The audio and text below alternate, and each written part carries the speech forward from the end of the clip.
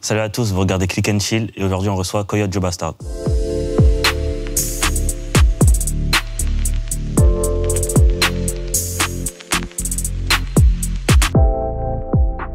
Comment ça va? Bien, toi, mon pote. Ça va, merci. Donc on va revenir un peu sur ton parcours. Je crois qu'en 2011, tu as été à New York et tu as été frappé par la culture américaine. Et c'est à ce moment-là que tu t'es dit, je vais apporter ma touche au rap français. Ouais, mais très timidement, genre.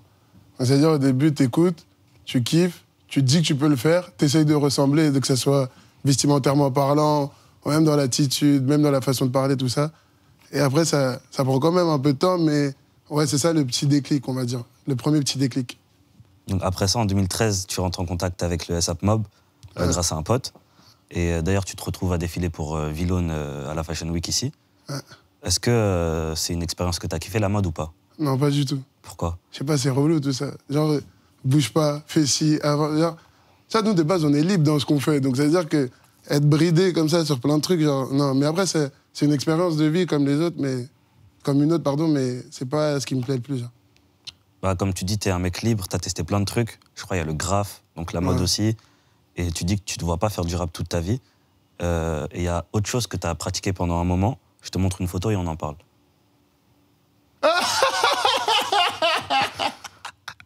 Ah là là là là. Allez, comment vous avez eu ça? T'inquiète, j'ai fait une recherche.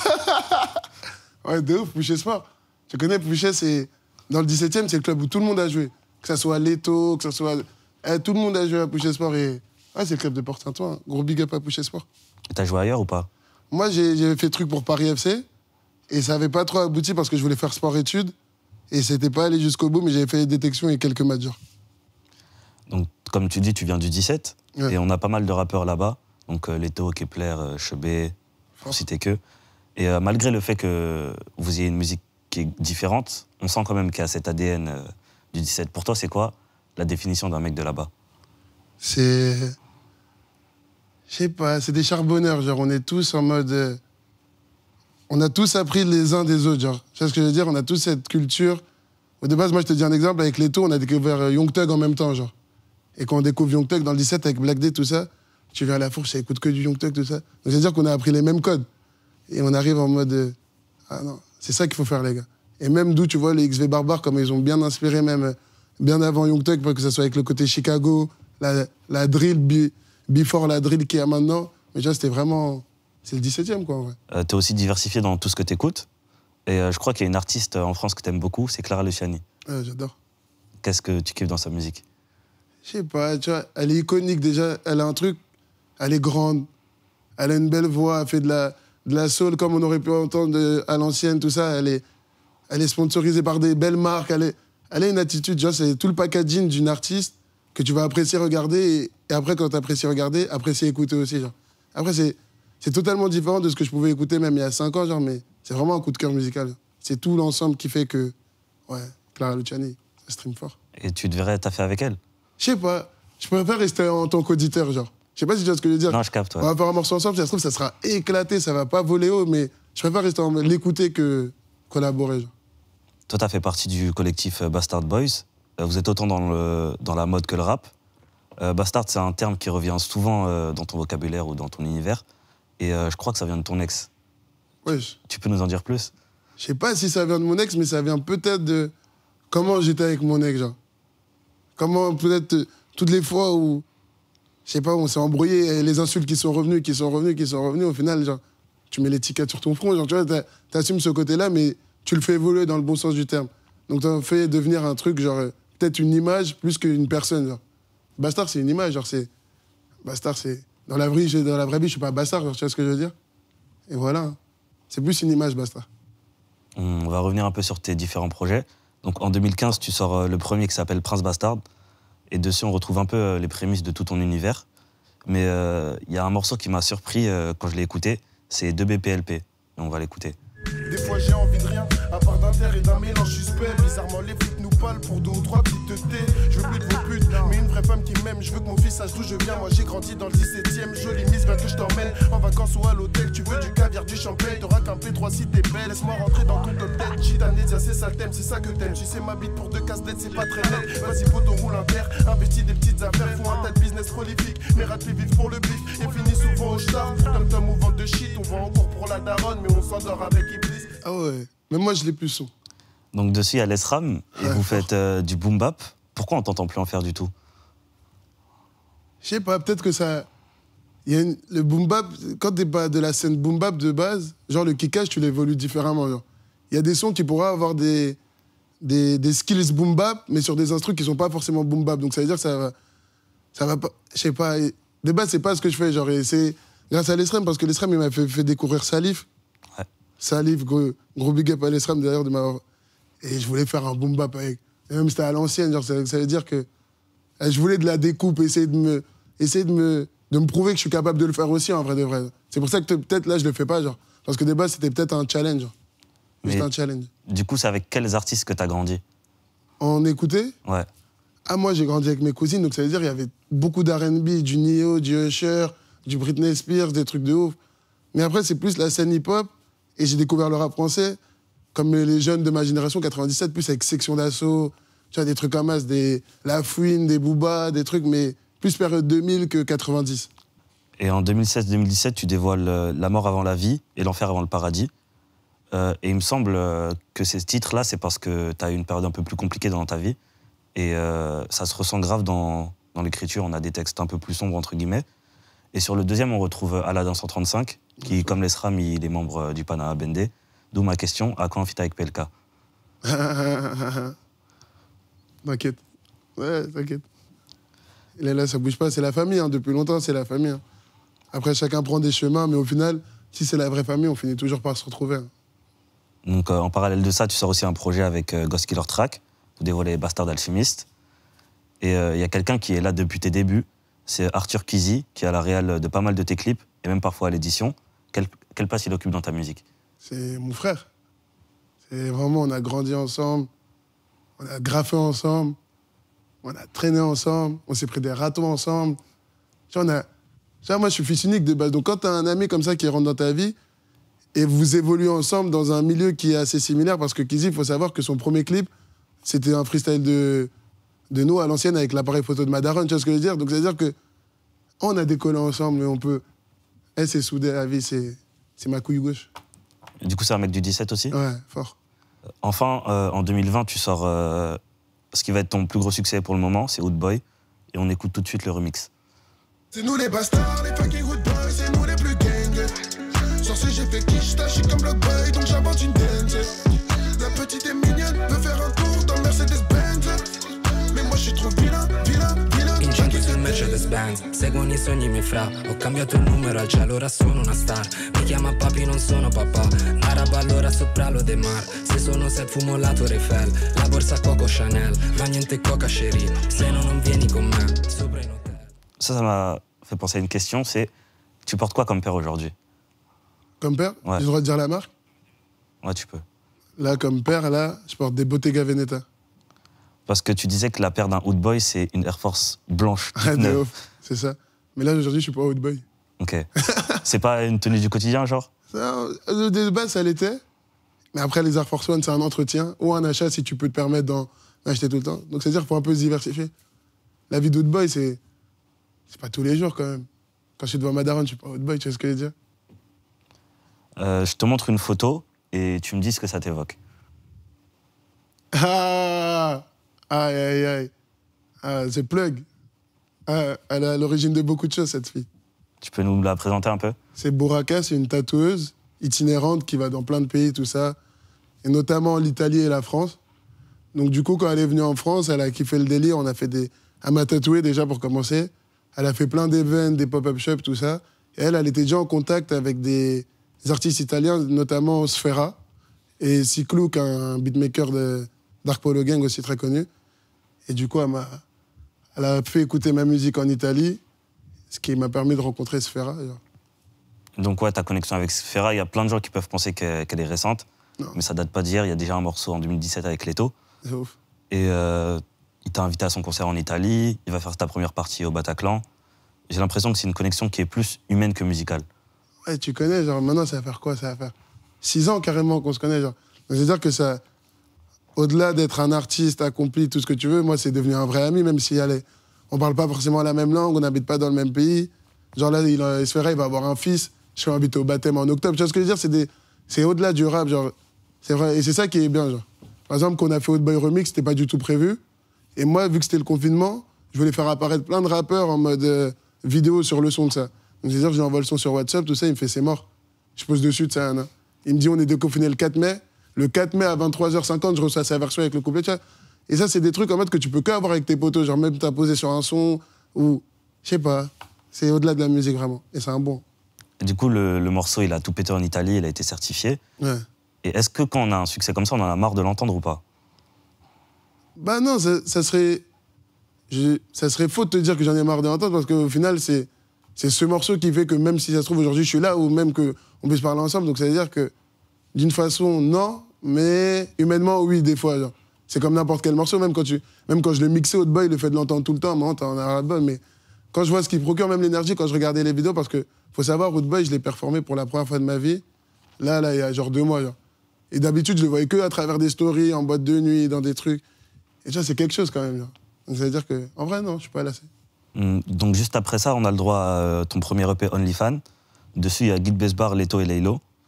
Et personnellement, j'ai été surpris quand j'ai vu Laylo dessus, parce que la connexion, elle est étonnante. Pourquoi? Parce qu'on se dit que vos univers, ils vont pas forcément matcher, et au final, ça marche bien, tu vois. Tu trouves? Ouais. Du coup, comment la connexion, elle s'est faite? De base, Jay, je crois, on a parlé ensemble. En 2017, le morceau, il faut savoir qu'il a été enregistré 2 ans et demi avant qu'il soit sorti, genre. Donc ça veut dire que de base, on parle ensemble, c'était avant tous les albums, les 2 derniers albums de Laylo. Donc c'est à l'époque de Raw. Rosed. Ouais, exactement. C'est à l'époque de Raw, donc c'est-à-dire on s'attrape, tout ça. On se parle via les réseaux, hein, normal. Hein, et on se pète en studio, et c'était à l'époque où je payais encore les séances de studio à l'heure, genre. Mais genre, donc ça veut dire que je me retrouve avec 5 heures de studio, mais au final, tellement l'humain prime avec chacune de mes relations, au final, on parle pendant 4 heures, tu vois ce que je veux dire? Et là, on a abouti à faire un morceau. Non, ça s'est fait vraiment naturellement, et c'est un bon gars aussi.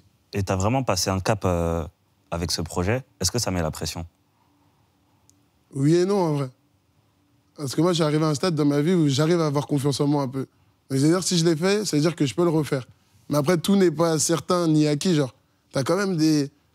Surtout, le confinement, ça n'a pas aidé. Genre, pendant le confinement, par exemple, moi, j'ai voulu faire beaucoup de sons. Donc, c'est-à-dire qu'au final, tu te retrouves avec un best-of ou plein de doublons. Faut quand même rester focus, mais si tu l'as fait, tu peux le refaire, je pense. Si tu te donnes les moyens. Pendant le confinement, t'enregistrais chez toi? Non, j'allais en studio parce que c'était le seul moyen pour sortir, genre. On prenait des autorisations en filou, point A, point B. Mais au final, tu vois, c'était plus un moment pour sortir que des séances studio en mode travail. Genre. J'ai entendu une histoire comme quoi tu étais monté à Bruxelles pour collaborer avec un rappeur. Finalement, tu es revenu avec un morceau avec Guico. Et ma question, c'est quand est-ce qu'on aura un feat avec Isha? Il y a un son enregistré avec Isha. Mais je sais pas quand est-ce qu'il va sortir. Un son pour toi ou pour lui? Je sais pas. Mais en tout cas, même là, avec le temps et le recul, je pense que même si on devrait sortir un morceau, ça serait pas celui-là. Genre. Parce que tu vois, on évolue tout le temps. Il y a plein de morceaux comme ça que j'ai fait avec des gens qui dataient, qu'au final, on s'est retrouvés 1 an après et on en a refait un. Genre. Depuis tout à l'heure, on parle de featuring, d'invités. Mais j'ai grave l'impression que, comme tu dis, t'es l'humain qui prime sur la musique. Et ta musique, elle est grave dans le partage, je trouve. Tu trouves? Ouais. Après, c'est pas volontaire. Ouais, tu penses pas à ça quand tu... Quand je fais un son, je pense déjà au beatmaker qui est là dans la pièce, qui va me faire un commentaire, tout ça, un. Et après, je pense à me satisfaire moi-même, genre. Me dire que genre, chaque son, il doit être différent, mais il doit réunir de la même façon que le précédent, genre. Je sais pas comment t'expliquer, genre. C'est-à-dire, on fait la même recette, mais pas forcément avec les mêmes ingrédients, genre. Un jour, tu vas faire des pâtes au pesto, l'autre jour, des pâtes à la crème, mais tu vois, la base, ça sera toujours des pâtes, genre. Et c'est ça, en fait, qu'il faut essayer de construire, genre, musicalement, pour moi, genre. Et c'est quoi une séance type de studio, à peu près? Moi, je dirais pas. Ah, il y a une pour recette, moi, ouais. ça va dépendre des moods, genre. Par exemple, quand je travaille avec Boumijal, c'est une séance à 10h du matin, genre. Quand je travaille avec d'autres beatmakers, ça va peut-être commencer à 22h. Donc, c'est-à-dire que selon déjà l'heure où tu commences, ça dirige la session un peu. Genre. Le projet qui sort, il s'appelle CNPLG, donc c'est Nous les plus gang. C'est 10 titres avec 8 invités des 4 coins du monde. T'aimes bien dire que c'est un voyage. Toi, en tant qu'auditeur, c'est qui les artistes qui te font voyager? Moi, en ce moment-là, c'est Tame Impala, un peu. Et je kiffe.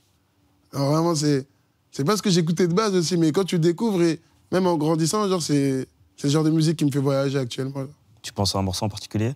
Non, mais je pense à j'ai pas les titres, moi je suis trop nul avec les titres en anglais, mais je pense à un morceau qui m'a fort inspiré d'un dernier morceau que j'ai enregistré, mais qui va dans une autre direction et qui, vraiment justement, je m'imprègne un peu d'un truc qui relève plus que du rap, ni de la variété, mais plus dans la pop alternative, des trucs un peu plus recherchés, genre en mode Kid Cudi, genre. On parle de voyage, on sait que tu as été à New York, mais est-ce qu'il y a d'autres destinations que tu aimerais faire? Ouais, mais après, genre, je pourrais pas te dire, ouais, là, je rêve d'aller dans ce pays-là, genre. Mais il y a des trucs, par exemple, le Japon, j'ai pas encore fait, genre, je kifferais. Genre. Je kifferais. Et c'est quoi tes meilleurs voyages pour l'instant? Pour l'instant, je vais te dire un truc tout balourd, hein. Mais les voyages, ça se résume pas forcément à faire un long voyage, tout ça, mais juste ce qui va se passer pendant ce voyage-là. Moi, c'est le sud de la France, hein. Et jamais mieux ailleurs que chez soi. Tu viens de là-bas? Non, mais je kiffe. Le concept du projet, c'est un feat international par titre.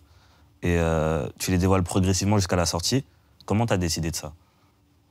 Déjà, il n'y a pas que moi qui ai décidé de ça, mais c'était une idée commune et je trouve que ça fait vraiment... Genre, ça respecte vraiment la DA de trucs. Bah, on fait le son, on doit prendre l'avion, donc c'est-à-dire qu'on doit attendre. Et t'es pas sûr du prochain, tu sais pas où tu vas aller, dans quel prochain pays. Et ça, c'est vraiment... C'est comme si les auditeurs, ils étaient avec moi pendant ce voyage. Donc c'est-à-dire que s'il y a une galère, on va tous attendre en même temps, genre. Genre, il n'y a pas un coup d'avance qui est prévu, tout ça, et il y en a eu des galères. Par exemple, une fois, là en janvier, j'étais en Tunisie, et genre, je rentrais de Tunisie à 23h, et le lendemain d'après, je devais aller en Argentine. Et j'ai perdu mon passeport en 24 heures. Comment t'as fait? J'ai appelé les généraux, et j'ai eu un passeport d'urgence. Genre, j'ai fait la déclaration à 16h, le lendemain, à 11h, j'avais un passeport, et à 18h, j'étais dans l'avion. C'est incroyable. Le premier extrait, c'est Chagala avec Bavi, c'est un artiste argentin, donc là où t'as perdu ton passeport. Et on regarde le clip tout de suite. Quand je compte la quicheta, y'a pas de wesh frérot, y'a pas de Chagala. Only the gang, only the family, zéro Chagala. Ils ont la boco, faut trop les types, on sont trop flacata. Tu connais mon game, tu connais mon blaze, moi c'est Bastarada. Permisa no gano mucho, cuando me hables yo lo escucho. No, nos fuimos de aquí. Ya está deliciosa, rica la puerta fuera del país, yeah. De FPR y París, yeah. Ven que te espero en París, yeah. Vous avez tourné dans la capitale? Ouais. C'était comment comme expérience? Incroyable. T'arrives au pays de Maradona, tout ça, des dessins de Maradona à chaque coin de rue, devant le stade de Boca, tout ça, incroyable. Vraiment bonne expérience. Et en plus, Bavi, il a fait un feat avec Laylo récemment. Et ça m'a fait remarquer un truc, c'est que toi, t'as été influencé par la culture américaine, mais tu te dis pas, je vais aller chercher des quinries pour feat. Pourquoi ça? C'est trop facile. D'ailleurs, pour moi, on arrive dans un ère où déjà, tous les exemples des feats français en général qu'il y a eu en France, pardon, bah, c'est pas ce que je vois quand deux quinries font un feat. C'est pas ce que je vois quand un artiste latino il fait un feat avec un quinri. C'est pas ce que... Il y a encore cette barrière où les quinries ne respectent pas les Français parce que tout est orchestré différemment que chez eux, genre. Tu vois, et même moi, je sais le bon moment où je sortirai un feat avec un quinri et dans quelles conditions je le sortirai aussi, genre. Après, il y a des artistes respectables en France où les quinries les ont carrément invités et les sons sont sortis chez les quinries, etc. En général, le quinri, il ne respecte pas le français. Toi, il y a des collaborations que tu as envie de faire là-bas ou pas? Ouais, déjà, je sais pas, par exemple, un Sofaigo. Tu vois, Sofaigo, c'est truc, mais en France, est-ce que les gens ils vont se le prendre? Est-ce qu'ils vont capter le truc? Donc, ça veut dire que si je fais un feat avec un quinri, ça serait personnel. Ça, c'est... Donc, limite, faire un feat avec un quinri pour l'écouter que moi, genre. Ça pourrait être bien. Et moi, je vois ça un peu comme une manière de se dire, on idéalise trop les States, alors qu'il y a plein d'artistes talentueux un peu partout. Bah ouais, c'est ça aussi. Tu regardes aujourd'hui, même la scène européenne, elle est incroyable, genre. Là, c'est... En Angleterre, là, ils niquent tout. Même en Espagne, tu vois, il commence à se passer un truc. Mais les quinris, c'est les quinris, mon gars. Eux, ils sont là au début et ils dictent quand même. Ils dictent les codes, ils vont dicter les trucs à la mode, les trucs. Mais il faut pas oublier, par exemple, je vais dire un exemple tout simple. Les quinris, ils mettent des diamants sur leur montre, des trucs dans le genre. Mais nous, la classe, les Français, on veut essayer de leur ressembler, mettre des trucs. Mais la vraie classe, ce serait de mettre une montre et de la laisser telle qu'elle, genre. Je sais pas, tu mets pas du sirop de grenadine dans du vin rouge. Tu vois ce que je veux dire? Il y a pas... On pourrait être la classe à la française, arriver chez les quinris et montrer que c'est nous, la French touch, tu vois. C'est classe, la France, quand même, genre. Mais on essaye de leur ressembler, de trucs, et de suivre l'image de...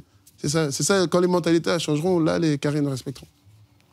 Il y a deux invités que je trouve intéressants en France sur ce projet, c'est Zamdan et Ginueve. Sur un morceau, tu parles de New Wave, pour définir un peu cette génération d'artistes. Mais en vrai, comment tu définirais vraiment cette scène? La New Wave? Ouais. Pour moi, la New Wave, c'est ceux qui arrivent avec un truc différent, genre, tout simplement. Il n'y a pas de jeune ou pas jeune. Dès que tu arrives avec un truc un peu frais, quand tu te manges la la vague, la pression d'eau, t'es la new wave. Ginebé, c'est la new wave. Il arrive avec un style, un autotune qui est pas comme le mien, qui est pas comme les autres. Donc ça, c'est un coup de fraîcheur, c'est ça la new wave. Ouais, c'est comme toi, tu le disais à tes débuts, ils veulent apporter leur touche. C'est exactement ça. Et on a une dernière invitée, c'est Poupie, et on écoute votre morceau. Je crois pas que je reste. J'ai rendez-vous où tu n'es pas, t'as plus l'adresse. Je te prends en guest. Cheval de course, je pars en dansant, je refais mes tresses. J'ai pris la route, je peux plus m'échapper. Je rentre pas beaucoup, j'ai pas envie de rentrer. J'entends de tout, mais je plane à côté. Le vent est doux quand on se fait porter. En quoi c'est différent de travailler avec une chanteuse et un rappeur? Bah, Poupie, y a pas de différence. Ah ouais? La Poupie, elle est folle dans le bon sens du terme. Genre, la Poupie, elle était au studio. Je me rappelle, c'est pendant le confinement. Et genre, on a fait livrer du tchèp, tout ça. Genre, tu vois, les livreurs de Nike, tout ça. Et Poupie, elle a dead ça, tu vois. Après, elle allait faire son couplet. Comme un frérot, il aurait fait aussi. Tu vois ce que je veux dire? En tout cas, personnellement, Poupie, c'est une des premières artistes féminines avec qui je travaille. Et j'ai pas vu la différence, à part au niveau sonorité et musicalité, genre. De toute façon, elle le dit dans le morceau, elle aussi, c'est une hood boy. Genre. Tu vois ce que je veux dire? Ouais. Elle est arrivée direct, elle a dit les choses. Non, c'est très bonne expérience, en tout cas, et très bon morceau aussi. À plusieurs reprises, tu parles de Londres, tu parles de Top Boy comme Duchesne, Stone Island comme à London. Est-ce que c'est une culture qui te parle? Non, mais j'aime bien genre, arriver à Londres et voir, par exemple, tous les jeunes en mode... tu vois, ils ont les codes. Quand tu arrives à Paris, ils sont tous en survêt, ils sont tous en truc. À Londres, ils sont tous en mode CP, truc, tout ça. Ils sont dans leur mood. Et moi, j'aime bien regarder le mood de différents pays, genre. Et Londres, c'est un mood qui me fait kiffer, quand même, à regarder. Il y a d'autres pays qui te font kiffer comme ça? Ouais. Les bateaux low cost, tout ça, là, les MS-13, les Amérique du Sud, tout ça. Les mecs qui restent en claquettes et en short et qui... Je crois qu'il y a un truc que tu kiffes regarder sur Internet, c'est les vidéos sur GTRP. Est-ce que tu peux un peu expliquer le concept pour ceux qui ne connaissent pas? En fait, GTRP, c'est des serveurs où tu as GTA en mode loadé, craqué, empire, où tu peux tout faire, genre.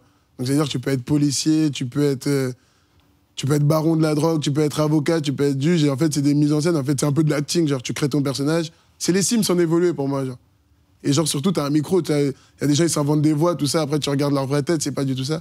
Mais là, c'est un peu down, un peu, genre. Parce qu'il y a plus de confinement, il y a plus de trucs. Mais il y a des mecs comme Rebeu Déter, Amine Mathieu, tout ça, ils faisaient des sacrés lives. Et moi, j'aurais kiffé y jouer, mais j'ai pas le temps, mais j'aurais vraiment kiffé. Est-ce que tu penses qu'un jour, tu pourras t'y mettre ou pas? Ouais, bien sûr. Si ça repart, si ça répète, s'il y a un vrai serveur qui sort un jour, qui m'accepte déjà. Mais je kifferais, je serais un putain de bandit ou un putain de keuf corrompu, genre. Et tu vas faire des lives ou pas? Non, en cachette. Pour conclure, je te propose de poser une question aux internautes et ils devront y répondre en commentaire. Quelle est votre sauce préférée dans les Grecs? C'est quoi la tienne? Moi, j'en ai une nouvelle, sauce blanche. À l'ancienne. À l'ancienne. Mais je viens de découvrir. Donc, Complet ou pas? Hein? Complet ou pas? Non, t'es malade. Que de la viande et du fromage. Donc sur ces belles paroles, on va se quitter. On le rappelle, ton projet C'est nous les plus gang, il est disponible partout. Merci Coyote. Merci à toi, mon ref. C'est carré.